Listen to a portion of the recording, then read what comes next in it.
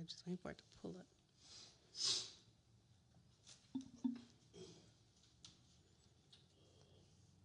That other page, Rebecca, is at REBE. There you go. Rebecca with a K. Because Getaways is not live on Facebook yet. It's not. No, not at all. Refresh it. I did. It's mine to me. So we've been live for 35 seconds allegedly. Okay. You see it?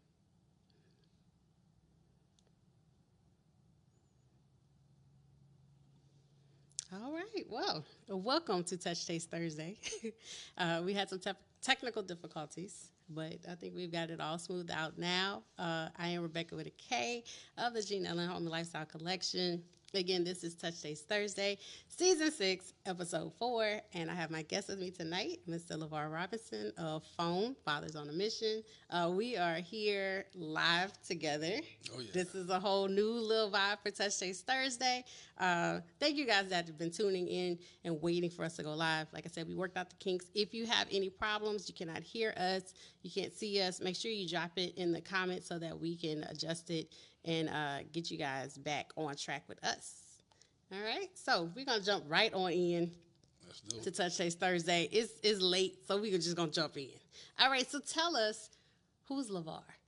Who is LeVar? Yes. LeVar Robinson, born and raised in Baton Rouge, Louisiana. Grew up in Mall City, Fairfield, Dalton Elementary, Melrose Elementary, Autumn Elementary, so forth. Just a guy that wants to do what he can to support everyone in their success, right? Okay. I've been through a lot of hoops and trials and tribulations through life, and so as I find ways to for others to do it in an easier way, I bring those to light so that they can be successful in life or whatever they choose to do that's positive in a faster pace than what I did. So, yeah.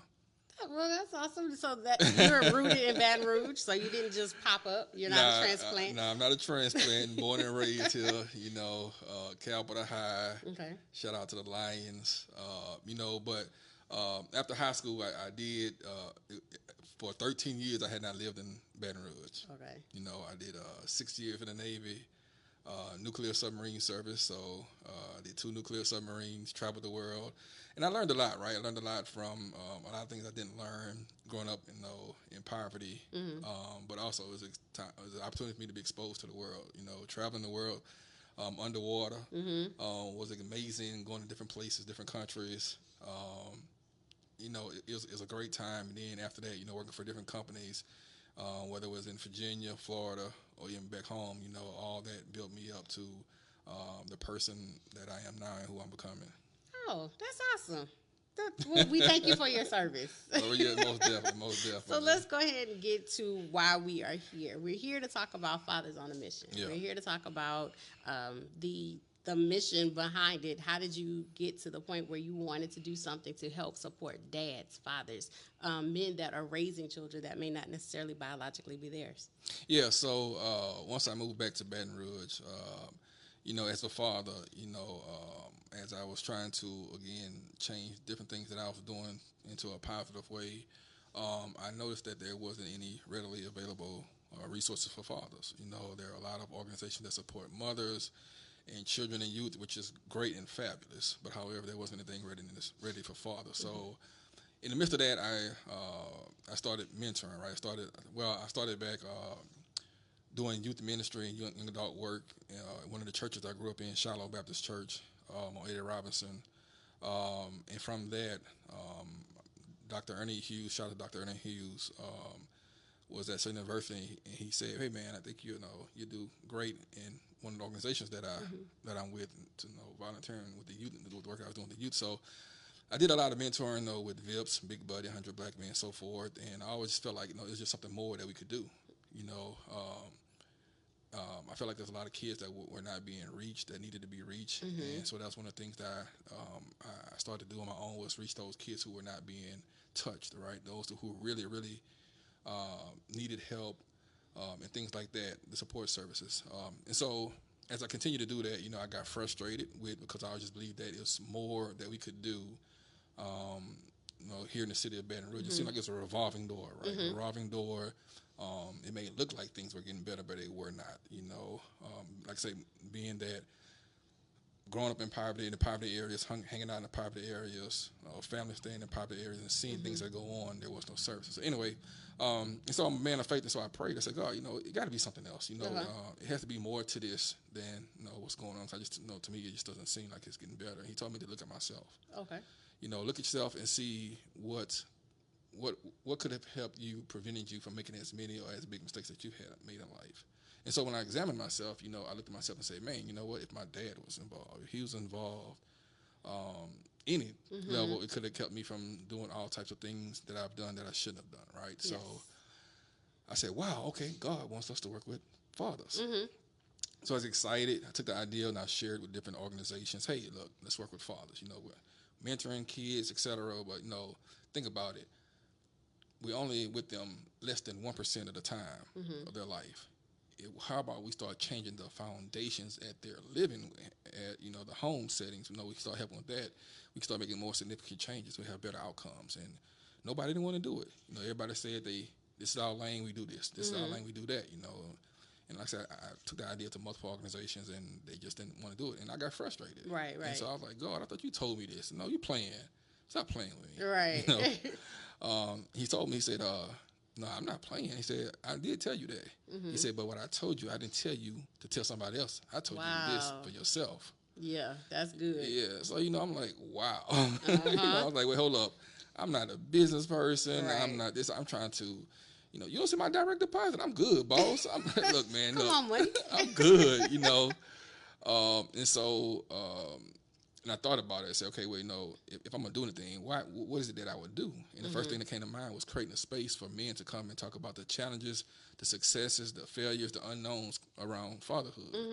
And so that's what we started off doing. In 2017, we started off with having monthly fatherhood meetings. I would rent a space, a building, and put it on social media, invite guys out, whether we had 0, 1, 2, 3, 4, 10, 12, how many. Right. We would start having those conversations, the life of a single father, the life of a married father, raising boys versus raising girls, how to talk to kids about health and hygiene. And so we started having these conversations. Like I said, they would be conversations and not necessarily a teaching, not necessarily a class. And so, like I say, so just going on from that, I worked the chef work for the plants for a while, and and doing that on the side, still also in the schools and mentoring. Had my Tips and Ties program that I started out in with Councilman Brandon Brown from West Baton Rouge, Port Allen. We started doing that with Port Allen High, and things just kept rolling and building, and the need kept growing. People kept asking me about it. Coming to schools and talk to the fathers, and come talk to their father at their father and daughter dance, and cooking with some other things, and so it just evolved, right? It evolved to something that I never thought it would be. Yeah. I just kept following it. At times it was, I had things going on in my life that was just trying to force me away from it and push me away for it. But I had to focus on what is that God wanted me to do. So ultimately, maybe about 2 years now. So I've been working for Fathers on a Mission, building it, with plans to, branch it out as it comes, as the need evolves. So things like that, right? So, it's a wonderful thing that we're doing. It's very needed. It makes a lot of sense. But I enjoy it. What resources does Fathers on a Mission provide? Yeah, so we have our weekly fatherhood classes, which are more like discussions, right? It's a curriculum-based 16-week discussions we have, which we target the complete father, complete man per se, and their discussions. We put out about 3 to 5 minutes of education. Okay, let's talk about it. Having these discussions and giving guys an open floor to share what they may be dealing with as it comes, as they are father figures. We have monthly meetings, which are more broad topics. We may talk about how to sustain a business. Everybody knows how to start a business. That's the easy part. How do I sustain that business? How do I market that business? Yeah. Things like that. So we'll reach out to different partners, different resources in the city, come out and share these resources with fathers. We have our Project Family Build, which is a case management program. Like I say, there are different resources for mothers and kids. Well, we do the case management for fathers, whether it's they need to go back to school, if they need a job, if they need a different job, or maybe they need a job but they can't keep a job because they don't have good work ethics. So we do a workforce development program, resumes, mock interviews, family counseling, self-counseling. It may be barriers to employment. Right? They may need a TWIC card, a driver's license suspended. We had one guy that went through our program in Parish Prison, and he came home. He called us up. He said, "Man, I want to do it right this time." He said, "I need to get a driver's license." And so we was like, "Okay, cool, no problem." He's like, "Nah, you understand, I never had one." Oh, wow. Yeah, so ultimately, we paid for him to go back, go through driver's class. He had to do that. So whatever we can do to help guys who are really trying to do better themselves, regardless of their status, regardless of their race, we help any father figure that comes to us. Of course, we target those who are in underserved areas. But there's no limit to what we do. If we're not doing it well, find a partner who is doing it, and maybe even create our own lane with doing it. We have a donations closet where we have hundreds of suits. We tell guys every guy needs a suit, right? Yeah, for sure. Especially if you're trying to date, right? Get a job, and you have to have a suit, at least one. Yeah, and so hey, you need to take your lady out, your wife, your girlfriend, your daughter, yourself. Absolutely. We also have household goods. We have a great partnership with Walmart. We get brand new clothing items, household goods, things like that. So we got all types of things that we have going on to strengthen fathers and father figures, right? So when you think about it, we start at the top of the tree, right? Top of the family, regardless if the father is in the home or not in the home. We start enhancing fathers. All that's going to strengthen the family, right? So there's no limit to what we can do to support father and father figures. That's awesome. So let's circle back a little bit. We talked about self just a second ago. And how does the organization help to promote and push self-care? Yeah, so one thing, through our case management process, well, let's start with our fatherhood class and our fatherhood meetings, right? We create an atmosphere to where guys are going to let down their pride and share anything. I don't care who the guy is. He could be the meanest, toughest guy, but the atmosphere is just created to where he's going to want to share. He's going to open up because as men, we have that pride, right? Yeah. Unfortunately, we are trained and taught that way, but when they come in that space, they just feel comfortable to share it. That right there is self-care, right? Just knowing that they have an avenue to come and share their problems that they have. They don't have to worry about being judged. They don't have to be worried about being put on the news. The business be out in the streets. They can come and get some valuable feedback from the synergy that we use in the room, right? So every guy is of a different background, different status, different race. But one thing we commonly talk about is fatherhood. So the support system is there. Even if we have a licensed social worker, right? Okay. So if it's something that guys are dealing with, internally or even with their family, we send them to our social worker. So you have licensed professionals there. Yes. So it's not just people just getting together having a woosah moment. Like there's now we do have services. that. Now we do have the woosah moments. Okay. But we do have the professionals, licensed social worker that have those conversations with them. Some guys may end up seeing continuous path with social workers. I tell the guys all the time, man, I love to lay on the couch. Yeah. I love it. But the best couch I laid on was with one of them doctors called the crazy doctor. Just being able to just talking and sharing what's going on in your life and get a better perspective on life of how to handle things and avoid this, avoid that. But being able just to flow freely, those are some good conversations that we all need to have. So we make it very easy for guys to get comfortable and share. We have incentives to where we do football ticket raffles, basketball tickets, all types of stuff. So it's something every man needs to experience. Gotcha. So when you have a group of men, of course I'm not a man, I don't know, but I would imagine you have a bunch of men together. There's a whole lot of excitement, energy, just a lot of everyone wants to be the top dog. Like, has there ever been an issue where there had to be a breakthrough for someone to kind of let their guard down to where it's like, okay, dude, this is a safe space. You don't have to come in here all rah, rah, rah.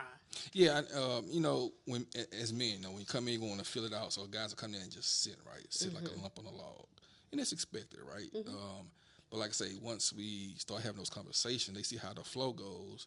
They start seeing other guys talking and sharing. I'm talking about, we have not had one time where guys just didn't openly share, right? He might have came there with the intentions of not saying anything, but before he leaves, he's going to share and say something again. He's not forced or asked to say anything, but on your own, when you have all this weight on you, right? All this pressure on you, and you got to keep this guard up all the doggone time.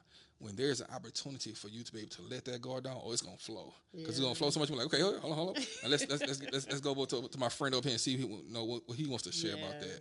Then he'll share and say, okay, well, how do you feel about that? No, okay. How do you feel about that? Okay, so we make it so that guys are welcome to share. Not forced, but welcome to share. So it's unfortunately, you can't experience it, but for these guys, man, it's breathtaking. Yeah. Has there ever been an instance where some of the conflict that may have arisen with the children or the child or the family has been because of two separate individuals that didn't know that they were going to be there at the same time? Nah, we haven't had anything like that. I mean, if there is something like that, I would seriously doubt it. I mean, that it would escalate to something like that because, like I say, we men. Like I know we had a situation to where one of our monthly meetings, it was a tough topic, right? Whenever we're talking about child support, custody, we're having those DCFS officials, and I bring the manager, I bring the executive team in to come and share. It can get kind of tense and tight, but we as men, we control it. Hey man, calm down, man. Just talk to the people. They explain you the process, this and that. So we have a guy or two or three that because of their situation, they're getting frustrated because they feel like something's not being done. But we let them know. We allow the people to share what they have to share, and guys calm down. So it's just a natural thing, of being tired of systems failing you. And going through the emotions of it, right? Just being emotionally attached to something that you're dealing with. So. Right. But I don't see anything like that coming out. We got some great guys that are trained facilitators now. So, like I say, it's just a beautiful thing. And how was the process for you developing it into a 501c3? You have so many stories where people say it take them 6 months, it take them a year, it take them 6 years. How was that process for you? I promise you, I'm not lying. In 2017. I got my 501c3 in 30 days, and everybody was shocked. That's unheard of. It's unheard of. That's why I say this wasn't something, because again, this wasn't something that I wanted to do. I mean, right now, if I was able to, I'd go back and do something else differently, right? Okay. But I mean, it's God driven. So we got 501c3 in 30 days. Got this and that, and everything happened at a speed and a pace to where it is now and where it's going. So, like I say, for myself though, it was a blessing, but for the community, it's a blessing because it's a blessing to the community. But then, like, the person who did my paperwork, like, he was in North Louisiana, somebody connected me to him. But, like, after that, I couldn't find him.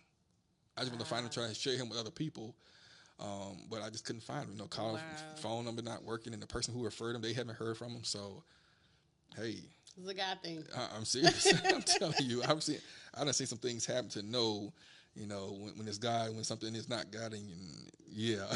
Awesome. Let's take a pause right here. Welcome everyone to Touch Taste Thursday. I know it's a little bit different. You guys are accustomed to seeing us on Instagram Live, but today we are doing something different. It's a new year. It's a new season.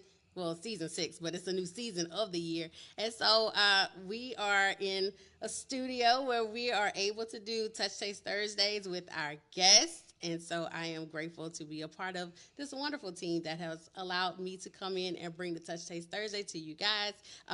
Thank you for joining us. Make sure you like, you comment, and you share. Make sure that you follow me, Rebecca with a K, on Instagram, as well as Phone, which is Fathers on a Mission. They're on Instagram as well. And you like and you follow us on Facebook since you're here. So my guest today for Season 6, Episode 4 is Mr. LeVar Robinson. We're talking about Fathers on a Mission, which is his organization that is here in Baton Rouge, and how it has resources available for dads, for men. I keep saying dads, men, because not every man is a biological father, but he may have taken on that father role, that father figure role. And so we want to make sure we include everyone. And as always, our segments are sponsored by Ophelia's Creole Razzle Dazzle. Today is Touch Taste Thursday, so you can get the Touch Taste Thursday special, which is 2 for $20. And we have original and spicy. And you can put that on anything. So when they ask you what you're seasoning with, you tell them it's Ophelia's Creole Razzle Dazzle. So we're going to jump right back into our conversation with Mr. LeVar. The last question was about his 501c3 status. He said that it took him 30 days, and now the ball is rolling. It's rolling, and it's not going to stop, Like I say, this is, it's where it is now. I never imagined. I never started it for it to become where it is now, but that was all God movement, right? So, and so everything's just falling into place. So with the resources of Fathers on a Mission, is that something that you guys offer about business mentoring, beginning organizations, or foundational organizational skills, I should say, like just starting and just kind of doing it the right way? Yeah, so I'm a firm believer in sharing resources, right? There's not nothing that I know about or our organization knows about that I will not share, because it's not, God didn't give me what I have for myself. He gave it for the people. I'm just a vessel that he's using to share it. So whenever anybody, like I said, going back to when we have our how to start your own business sessions, it's not just starting your business, sustaining your business, because anybody can go to the Secretary of State and start a business. Absolutely. But it's the point of sustaining that business. And so, like when we have those sessions, we have our resource come in and they share all the different steps. Risk management, funding, loans, and this and that. I'm telling you, I was in there even taking notes, and it's real about it, right? So the marketing of it, so whatever it is, again, even if we don't have it in house, we can go out there and research and connect them with it, so that there's so that they can be successful. That's our goal, is to help everyone become successful in whatever positive that is they want to do, especially when it comes to fathers and father figures. Yes. Do you think people get overwhelmed with the paperwork and the thought of having to go through the process of anything? Most definitely. I was, but and that's where it comes into connecting people with those who have the knowledge and experience to do it, because I know with mine, when I did it, I didn't know what was going on. Yeah. But like I say, somebody connected me to a resource that was able to take care of it for me. So we do the same thing, everything in life can be overwhelming and things like that. So it's good to know that when we see someone that's going to these type of situations, connect them to a resource that can help them in the situation, whatever it may be. Yeah, let's talk about the grand opening that you guys have coming up on the 20th. Yeah.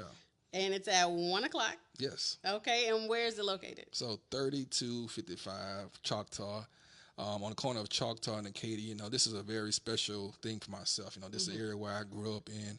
This is an area where I got in trouble in, ran the streets, rode my bicycle, walked across the track to the old Piggly Wiggly or A&P back in the day, from Fairfield and Madison Avenue, and mama sent you to the store and I got to walk, these things. So it's very special for us to be able to bring Fathers on the Mission to Fairfield, Ghost Town, Belfair, Northdale, the Park, Easy Town, all these areas, CC. So I definitely want to invite all the guys to come out on next Saturday, January the 20th, 1 o'clock. Bring kids. We're going to have art activities, arts and crafts for dads and kids. The fire station that's adjacent to it is going to be open for tours. The fire truck. We're going to have some tangible resources out there for guys to come out and check out. We're going to do some giveaways, food, all types of food. Shout out to Dee's Blues Box. They're going to cook up some chicken and some other things for the event. We got some other guys that from the neighborhood when I reached out to a lot of guys I grew up with. Hey, man, why don't y'all come out and cook? So we're going to have all types of food out there. Coca-Cola's going to bring a trailer of drinks out there. We're going to have, and I know I'm missing something, but it's going to be a great time. But we just want to celebrate the resource that we are bringing to support fathers and figures. And one thing I want everybody to know is that even though we focus on fathers and father figures, but you have to remember, when we enhance fathers and father figures, we strengthen the family. Absolutely. And that is our goal, to strengthen the family, increase the positive outcomes of our kids. And by getting dads involved, and for those dads who are involved, helping other dads become involved, but also strengthening each other. That's how we're going to make significant changes in our city and state. Yes, I love that. So make sure you guys put that on your calendar now. It is January the 20th, which is next Saturday at 1 o'clock. And it's for the entire family, not just dads, correct? It's for the entire, bring the family out. Dads come out and register, come up and sign up for our services. Again, it's just a conversation, finding out what is that you and your family need. We want to find out what is that you and your family need in order for you to be successful, right? And we're going to help you reach those milestones. We're going to have I think we're going to have a 360 photo booth, all kinds of stuff. So just come out there and have a great time. As we increase revitalization in our neighborhoods. Let's shift a little bit. What resources or connections would help to enhance what you already have in place that is needed now? Just partners that are willing to focus on people first, right? They are willing to build a community to provide tangible resources, right? I mean, I'm very intentional about what we do with phone. And, just coming to meet people just to gather numbers, it just doesn't get it, right? If it was about numbers, phone wouldn't be in business, because, a lot of things are about numbers. And when it comes to men and dads, this line of working with dads, your numbers are like horrible. Right. But it's the outcomes, right? It's the outcomes that matter. So people, organizations, or even people that are determined to pour back into the community, underserved areas, to show people that, regardless if you want to stay in your area or move out, but you can be successful. Your kids can be successful. Anything that revolves around our kids is usually going to start with at home with our parents, fathers, mothers being involved, both. And so, like I say, we're going to have some medical resources. I think something with a washateria is supposed to be out there. All kinds of stuff. Some baby supplies. Like we even have baby supplies for fathers. Diapers and wipes and things like that. So that's what we're about. Just not just talking about it, but being about it, getting your boots on the ground and helping people. Yeah. So is there ever a moment where the ladies are brought in? Or is it just strictly safe space for the men? Yeah, it's a safe space for guys. Like when we do these family type events like this grand opening of our satellite office, we want to bring the family. But it's real. It's important that we look at providing opportunities like this for fathers and kids. We have our father and daughter dance, cooking with dads, fishing event we done before, all types of things. But we have to start looking at building these relationships with fathers and kids, because a lot of times, it's always the kids, the mother, right? Right. But the fathers need to be involved. We need to strengthen those relationships. And so then also it's a time to give mom the time off. Dad take the kids, bring them to one of our events. Mom go and do her self-care thing. Her and the girls go and hang out. Go get the hair done.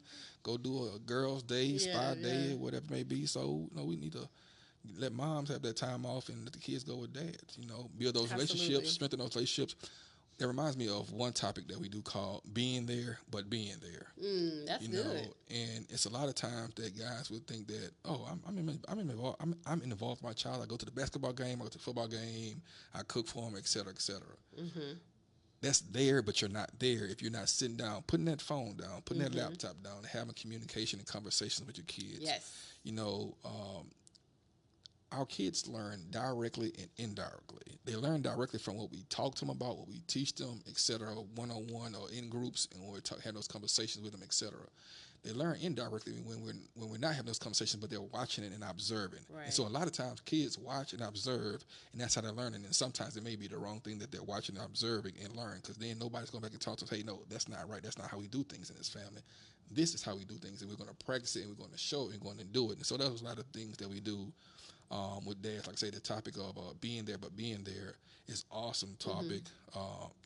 So we have many different things that we support guys with when it comes to this. So and consistency. Yes. Like you mentioned about being present, but you're not present, and the consistency is another component that I would imagine needs to be established, making sure there's regular visitation. Yeah, it's all just spending time, all that good stuff. And speaking of visitation, like I give a shout out to one of our huge sponsors, the Department of Children and Family Services. I used to hate DCFS back in the day. I'm talking about that? What? Because I was on child support. You were, or you? Oh, I still am now. Oh, okay. You said I was. I was hated them because I was one, because I thought they just wanted my money. Yeah. But once you learn how the system works, it ain't DCFS. It's the judge. But I say this because now DCFS back in the day didn't look out for fathers with the best outlook for kids. Okay. They looked at it for $1. And so they were real quick and easy to lock guys up that didn't pay child support, that was behind on child support. I even had a lady come and talk to me, and she retired from that. She apologized. She said, I can't apologize for all the guys that I locked up. She said, I want to apologize to you because I only did what I was told. But now, like, I went to a conference with them a year or two ago, and we had these conversations about it, and now they're becoming more family-friendly. I'm trying to get them to become more father-friendly, but they're using the word family, which is fine. It's better than what it was. But they admit that they've come a long way, and they are giving guys more opportunity to do what's right, but also knowing the processes. So that's why I make sure that, even with our partnership, we bring them in to explain the processes of child support, custody, visitation, and all these things. Like the word visitation, I can't stand it. Okay. I think the word visitation is stupid. And I don't like the word stupid, but when it comes to the word visitation, because think about this. When you have a visitor come to your house, do you make them pay for anything? Well, situational. Well, but you get my point, though, yes, right? But yes. How can, if we want fathers to be active and involved, why call them a visitor? Because then they're going to get treated like a visitor. So if we just leave the custodial, non-custodial, that's fine, But the word visitor is really offensive to fathers, and only a father would understand that part of it. But but again, saying that, I've been working with them to try to get some things changed to where it's more of a more neutral aspect on life.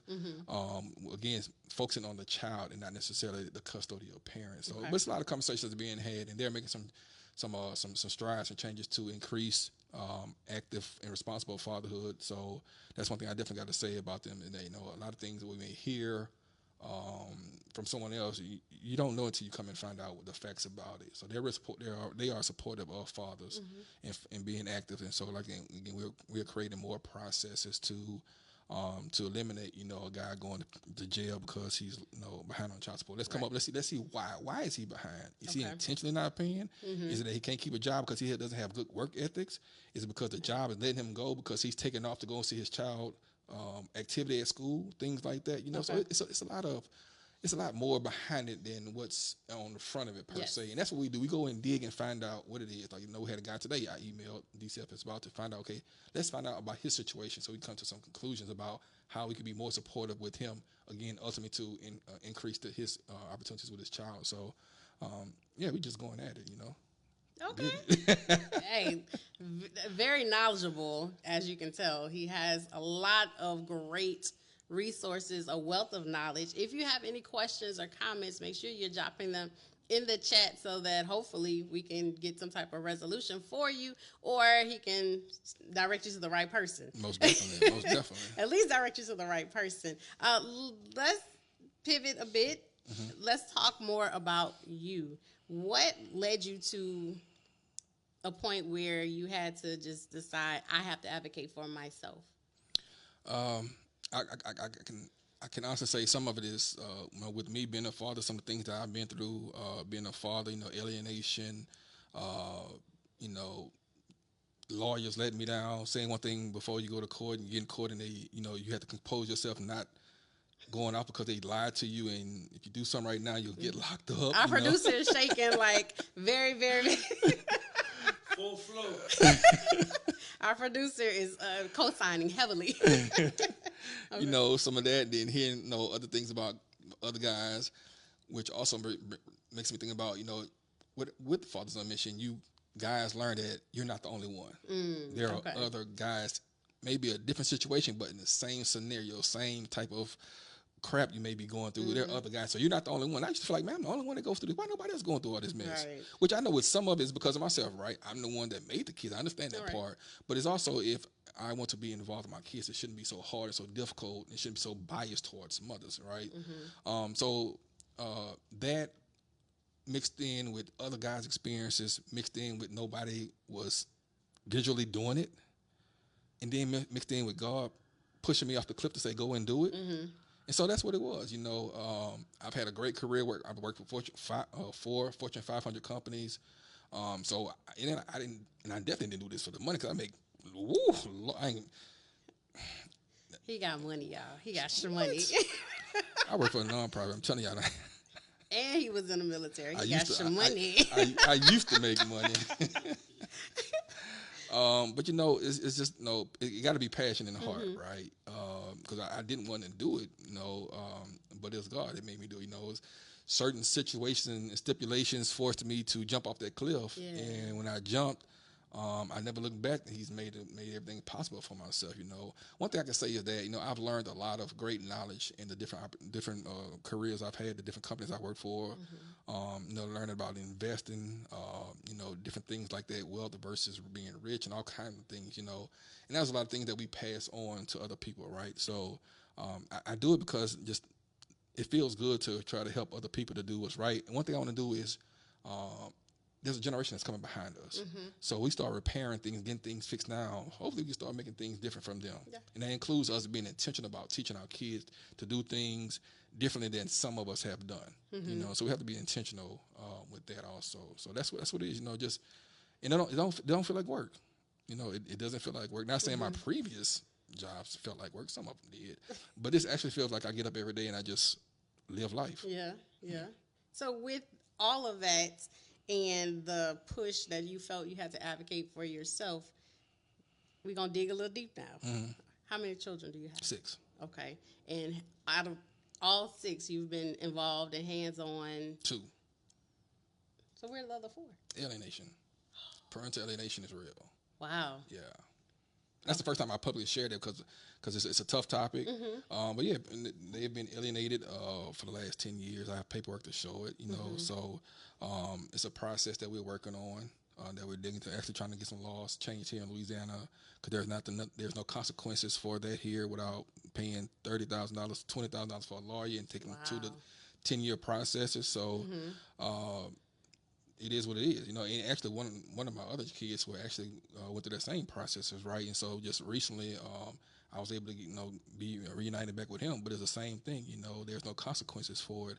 And then also you have to look at the point that some of the judges and some of the people downtown really don't care. It's just, it is what it is, you know. Yeah. Do you think that with those circumstances that it was more so about the relationship failing, or is it just that it was more of a protection for the child? That's being spiteful. Yeah, that's all, you know. Man, I mean, like, I'm assuming the relationship failed because you're not with their mothers, right? yeah, I mean, it wasn't successful. That's why we're here.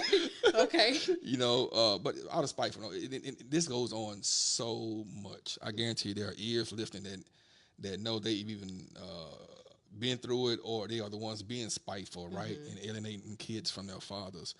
But there are currently no consequences. So think about this. If a man doesn't pay his child support, as we spoke earlier, he has a great chance of going to jail. He's definitely going to get called into court real soon. It's an easy process where a mother doesn't have to hire a lawyer to do it. No, the state is going to pick it up. But when you try to go and report something about being, you know, a child being alienated, first they're going to give you hoops and hollers of trying to find out what's the right paperwork you have to do it. Then they're going to tell you have to get a lawyer. Then the lawyer is going to want 5, 6 digits ahead of time before they even then they're gonna reach back out to you 2, 3 months later. It's a whole long process, right? And it's not guaranteed to even positive outcome with it. And that's because of a reason. You know, there's a system out there that's built to keep certain people down. And I'm gonna say within the demographics, let's say we just stick with fatherhood, right? When a guy's on child support, that brings income to a certain area of things, and some people don't want that to go away. You know, so just imagine if we start fixing problems, that means solutions being brought, then somewhere, somehow, somebody's going to miss out on something. So in some aspects of life, some people don't want things fixed because, one, they don't care because it doesn't affect them. And then some people want to stay away because it affects them in a positive way.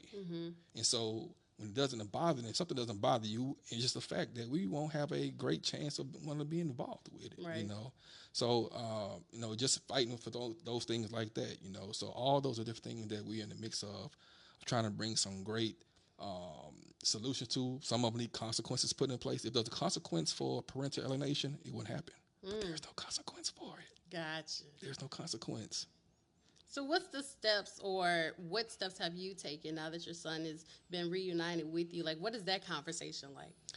It's a slow process because he is the complete opposite of me, right? So it's a understanding that the way I approach him, the way those conversations I have to be different. You know, just getting him to understand, you know, showing him how to be a young man, how to be a boy, those type of things like that. Or even the conversation methods, right? He's not, I'm not a huge talker, but he's even less than that, right? So, and he likes to stay in his own lane, not do too much things, but just trying to expose him to things that a young man should be exposed to.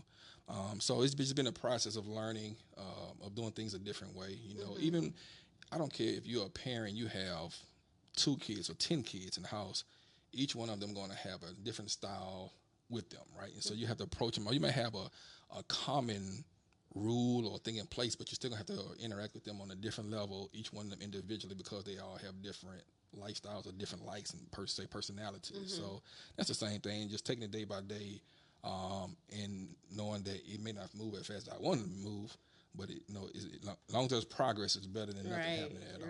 Yeah.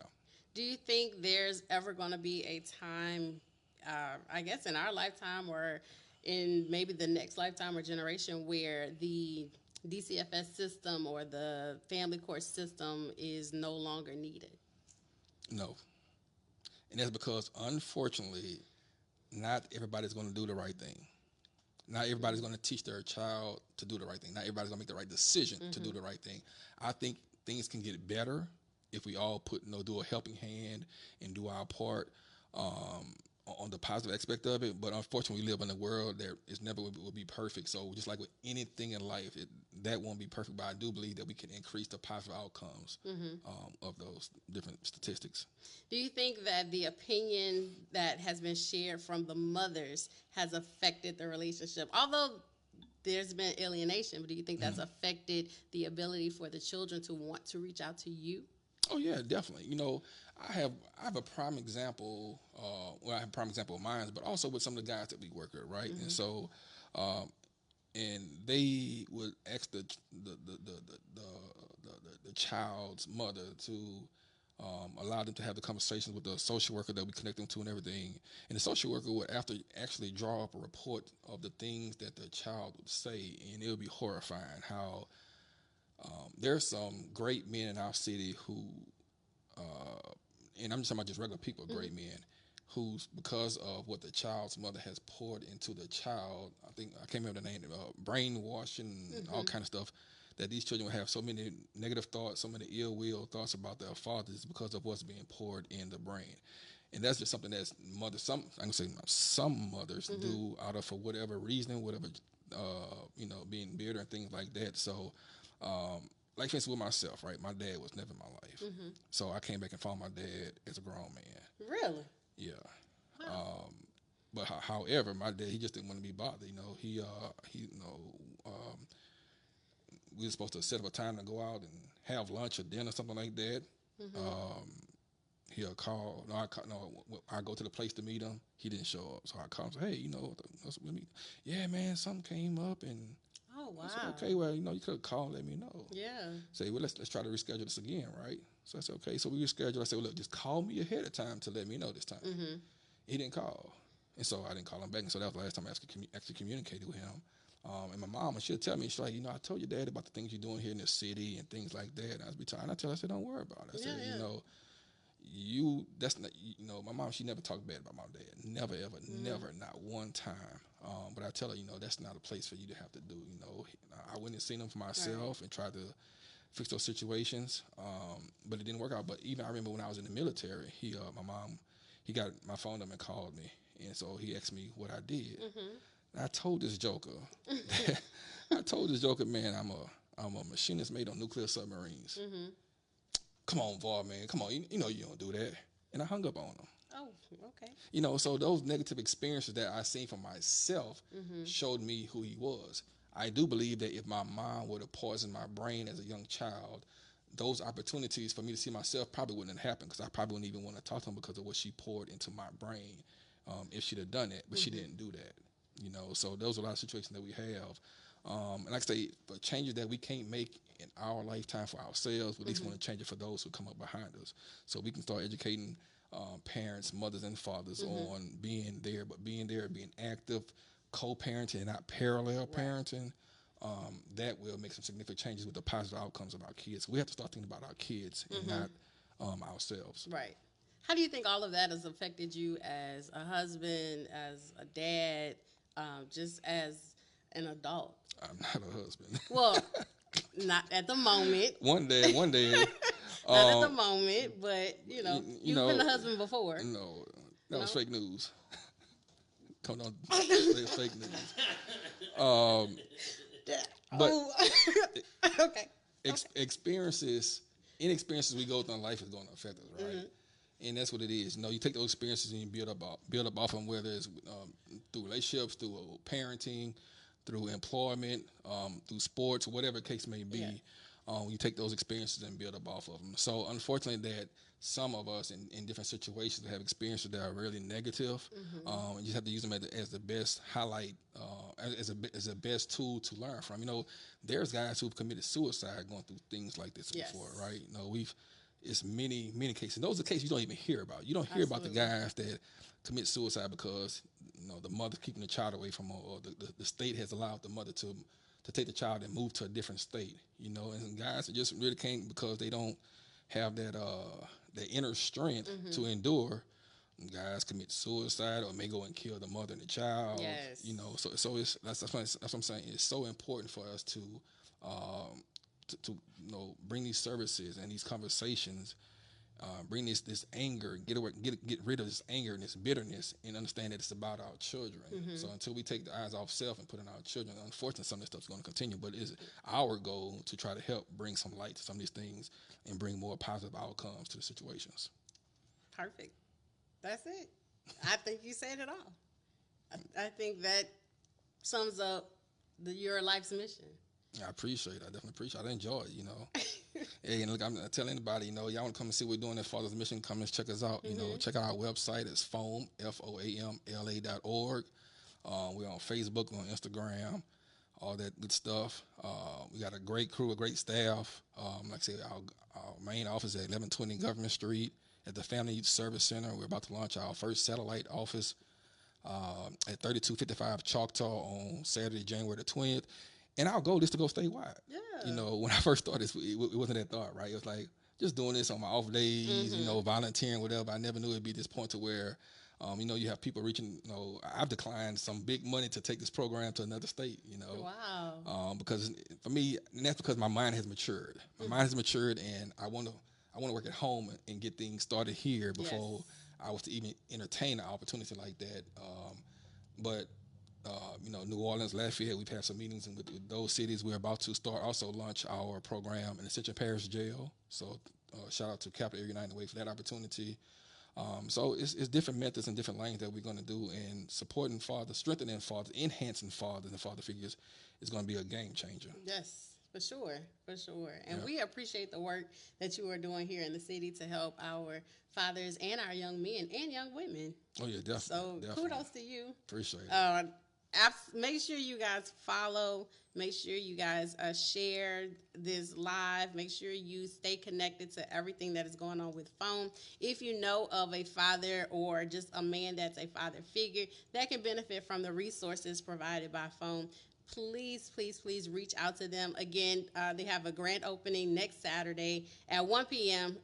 So you can come out and you can meet Mr. Robinson and pick his brain and just see what resources he can tap you into if that is needed. If you don't, there's nothing to be ashamed of because it's a safe space. Yeah, and I got to correct you, right? So it's not fathers and father figures who need our services. It's for any father and father figure. We had a congressman come to our fatherhood class and learn something and shared it at the end of the class, right? Because they can't come just to support, but they didn't realize that, hey, I learned something from this. We have guys that don't have kids that come. We have a couple guys that have completed our fatherhood class and got a certificate. They don't have kids. One guy said that he come because he doesn't have kids. His dad wasn't in his life, so he wants to learn how to be a father. Another guy said he doesn't have kids, but he comes because the women he date have kids, so he want to make sure that he's a great bonus father, right? So send him my way. My DMs are open. So it's not just for guys who may really need some help, but even I tell guys, man, if you think you're the best father, well, come on, we can use you too. Yeah. Come and be a facilitator. Come go through our training, and now you can certify as a facilitator with us. So it's all different levels of what we're doing, and we take support. Come and just taste and see. Yes. Come and taste and see how good it is, and I guarantee you'll come back for some more. Awesome. That's it. Do we have any comments? Anything? Anybody? Not that I can see. Okay. Well, this has been such a great time spending Touch Taste Thursday with you. Thank you. I definitely appreciate the invite. Absolutely. I appreciate you taking some time out of your schedule to come and be a part of Touch Taste Thursday. If you guys have someone in the community, community news, something that needs to be highlighted, spotlighted, make sure you send it to me at Rebecca with a K on Instagram. You can follow me on Facebook. You can send it to Ghetto Ways. And shout out to Ghetto Ways. We are here in the studio. Whoop. Thank you for allowing me to become a part of the Ghetto Ways family. Gang, gang.